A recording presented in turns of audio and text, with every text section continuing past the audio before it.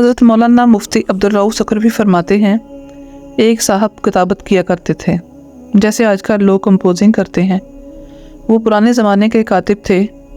ان کا ایک عجیب معمول تھا کہ انہوں نے صرف درود شریف لکھنے کے لیے ایک کاپی بنائی ہوئی تھی، اور وہ روزانہ جب صبح سویرے کتابت کرنے کے لیے بیٹھتے تو کتابت کرنے سے پہلے اس کاپی میں فن کتابت کی روشنی میں ایک بہت ہی خوبصورت درود شریف لکھتے تھے، جس کے بعد صبح سے لے کر شام تک مختلف مضامین کی کتابت کر کے اسی سے گزر بسر کرتے۔ ان کی ساری زندگی اسی میں گزر گئی۔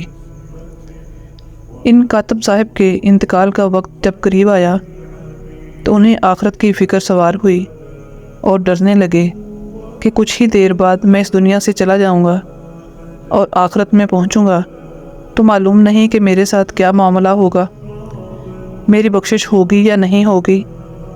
اسی دوران ایک مجذوب ان کے گھر کے باہر سے گزرا اور اس نے کہا، ارے تو آخرت سے کیوں گھبراتا ہے؟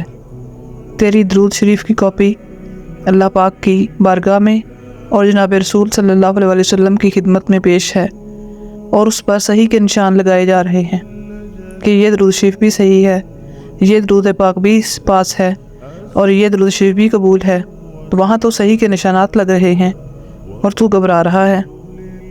درود شریف تو ایک ایسی مقبول عبادت ہے کہ اللہ تعالیٰ اس کی برکت سے آخرت کی نجات کا بھی انتظام فرما دیتے ہیں۔